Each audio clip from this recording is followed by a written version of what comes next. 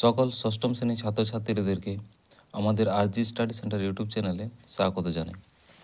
আজকে তোমাদের এই ভিডিওতে দেখো ভূগোল বইয়ের যে দ্বিতীয় অধ্যায়টি রয়েছে পৃথিবী কি গোল, এই অধ্যায়ের যে প্রশ্নগুলি তোমাদের খুব ইম্পর্টেন্ট বা পরীক্ষায় বারবার আসে সেই প্রশ্নগুলির উত্তর আজকে আমরা এই ভিডিওতে দেখে নেব।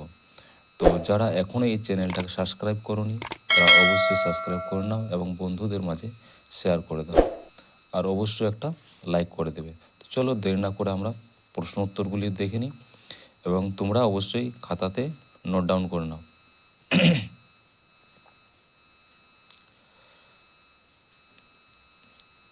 এক নম্বর প্রশ্ন দেখো, পৃথিবীর উপর চাঁদের ছায়া দেখে কে বললেন পৃথিবী গোলাকার? উত্তরটা হয়ে যাবে গ্রিক দার্শনিক অ্যারিস্টটল। 2 নম্বর প্রশ্নে দেখো, পৃথিবী গোলাকার ধারণাকে সমর্থন করেন কারা? উত্তরটি হয়ে যাবে ভারতীয় বিজ্ঞানী আর্যভট্ট এবং গ্রিক ভূগোলবিদ এরাটোস্থেনিস। 3 নম্বর প্রশ্ন দেখো, ভূপর্যটক ম্যাগেলান কত খ্রিস্টাব্দে কটি জাহাজ নিয়ে পৃথিবী প্রদক্ষিণ করেন? উত্তরটা হয়ে যাবে 1519 খ্রিস্টাব্দে 5টি জাহাজ নিয়ে। পরের প্রশ্ন দেখো, ম্যাগেলান জাহাজ নিয়ে ক্রমাগত কোন দিকে যাত্রা শুরু করেন? উত্তরটি হয়ে যাবে পশ্চিম দিকে। পরের প্রশ্ন, দিগন্ত কাকে বলে? উত্তরটি হয়ে যাবে আকাশ যেখানে পৃথিবীতে এসে মিশেছে বলে মনে হয় তাকে দিগন্ত বলে। পরের প্রশ্ন দেখো, পৃথিবীর গড় ব্যাসার্ধ ও পরিধি কত? এটার উত্তর দেখে নাও। গড় ব্যাসার্ধ 6400 কিমি আর পরিধি প্রায় 40,000 কিমি। পরের প্রশ্ন, পৃথিবী নিরক্ষীয় ব্যাস ও মেরু ব্যাস কত? উত্তরটা দেখো, নিরক্ষীয় ব্যাস 12,756 কিমি এবং মেরু ব্যাস 12,714 কিমি। পরের প্রশ্ন, পৃথিবীর নিরক্ষীয় ব্যাস মেরু ব্যাসের থেকে কত বেশি?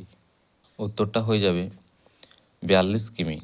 এই নিরক্ষীয় ব্যাস আর মেরু ব্যাসের পার্থক্য বটে, ঠিক আছে। পরের প্রশ্ন, পৃথিবী মাঝ বরাবর কত কিমি স্ফীত? অ্যান্সারটা হয়ে যাবে 42 কিমি। পরের প্রশ্ন, পৃথিবী সর্বোচ্চ স্থান কি এবং এর উচ্চতা কত? উত্তরটা হয়ে যাবে হিমালয় পর্বতের মাউন্ট এভারেস্ট সর্বোচ্চ স্থান এবং এর উচ্চতা দেখো 8,848 মিটার। পরের প্রশ্ন, পৃথিবীর সর্বনিম্ন স্থান কোনটি? এর গভীরতা কত? উত্তরটা হয়ে যাবে দেখো মারিয়ানা খাত, আর এর গভীরতা হচ্ছে 10,915 মিটার। পরের প্রশ্ন, পৃথিবীর সর্বোচ্চ ও সর্বনিম্ন স্থান দুটির পার্থক্য কত? এর উত্তর হয়ে যাবে প্রায় 20 কিমি। নেক্সট প্রশ্ন দেখো, জিওড কাকে বলে? উত্তরটা হবে পৃথিবীর প্রকৃত আকৃতি পৃথিবীর মতোই, এই আকৃতিকেই ইংরাজিতে জিওড বলে। তোমরা এই কোশ্চানগুলির অ্যান্সার তোমরা অবশ্যই খাতাতে নোট ডাউন করে নাও। পরের প্রশ্ন, মহাকাশ থেকে পৃথিবীকে কেমন দেখতে লাগে? উত্তরটা হবে উজ্জ্বল নীল বলের মতো। পরের প্রশ্ন, দিক নির্ণয়ের জন্য কোন যন্ত্র ব্যবহার করা হয়? এর উত্তর কম্পাস। নেক্সট প্রশ্ন দেখো, কোন স্থান থেকে ধ্রুবতারাকে ঠিক মাথার উপর দেখা যায়? উত্তরটা হয়ে যাবে সুমেরু। পরের প্রশ্ন, পৃথিবীর আকৃতি গোলাকার হলেও ভূপৃষ্ঠকে চ্যাপ্টা বা সমতল মনে হয় কেন? উত্তরটা হবে বৃত্তচাপ যত বেশি দৈর্ঘ্যের ব্যাসার্ধ নিয়ে আঁকা হয় তার বাঁক ভাব তত কম হয়। পৃথিবীর গড় ব্যাসার্ধ 6,400 কিমি। এত বড় ব্যাসার্ধের একটা বৃত্তের উপর দাঁড়িয়ে এর খুব সামান্য অংশেই আমাদের চোখে পড়ে, তাই ভূপৃষ্ঠকে চ্যাপ্টা বা সমতল বলেই মনে হয়। পরের প্রশ্ন দেখো,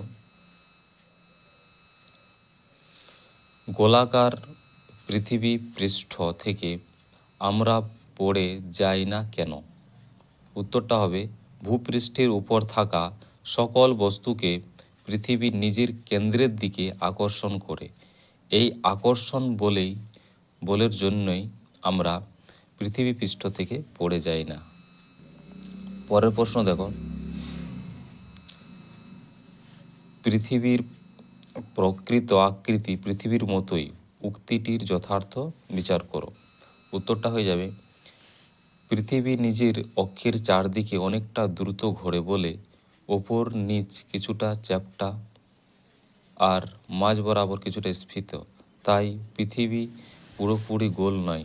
কমলালেবু বা নাশপাতির সঙ্গে পৃথিবীর আকৃতির কিছুটা মিল থাকলেও আসলে পৃথিবীর প্রকৃত আকৃতি পৃথিবীর মতোই। একে ইংরাজিতে বলা হয় জিওড। পরের প্রশ্ন দেখো, পৃথিবীর ছবি তোলা সম্ভব হয়েছে কিসের দ্বারা? উত্তরটা হয়ে যাবে, অ্যারোপ্লেন কৃত্রিম উপগ্রহ থেকে পৃথিবীর ছবি তোলা সম্ভব হয়েছে। তো এই চ্যাপ্টার থেকে যতগুলো ইম্পর্টেন্ট প্রশ্ন ছিল সেগুলি সব তোমাদের করে দেওয়া হলো। এর পরের অধ্যায়গুলি তোমাদের যদি প্রশ্নের উত্তর পেতে চাও তাহলে অবশ্যই চ্যানেলটাকে সাবস্ক্রাইব করে রাখো এবং বন্ধুদের মাঝে শেয়ার করো এবং অবশ্যই তোমরা একটা করে লাইক করে দাও। Thank you.